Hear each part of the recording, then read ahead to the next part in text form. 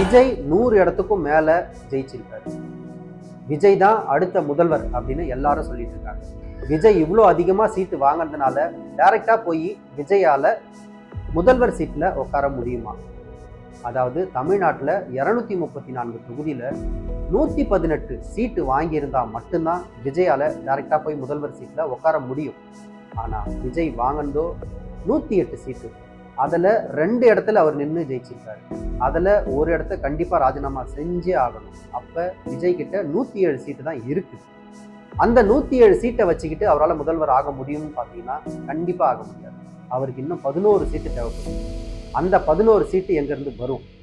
ஒன்று டிஎம்கே கிட்ட இருந்து வரணும், இல்லை ஏடிஎம்கே கிட்ட இருந்து வரணும். இப்ப விஜய் ஆட்சி அமைக்க அந்த 11 சீட்டை யார் தரப்போறாங்க? காங்கிரஸ் தருமா, தேமுதிக வருமா, இல்ல ஏடிஎம்கே ஒன்று சேருவாங்களா? இதுல ட்விஸ்ட் என்னன்னா, தொல் திருமாவளவன் அவர்கள் லேட்டஸ்டா கொடுத்த பிரஸ் மீட்ல நான் டைரக்டா விஜயை எதிர்க்கவே இல்லை, எங்களோட எதிரியா நினைச்சது பாஜகவையும் ஏடிஎம்கேவும் தான் அப்படின்னு ஒரு ட்விஸ்ட் அடிச்சிட்டாரு. இதுல இருந்து நமக்கு என்ன தெரியுதுன்னா, இவரும் விஜய் பக்கம் சாய்வாரா அப்படின்ற ஒரு சந்தேகமும் எழும்புது. தாவேகாவை எங்கள் எதிர்ப்பின் இலக்காக நாங்கள் முன்னிறுத்தவில்லை. ஆகவே தாவேகாவுக்கு எதிரான பரப்புரைகளை நாங்கள் தீவிரப்படுத்தவில்லை.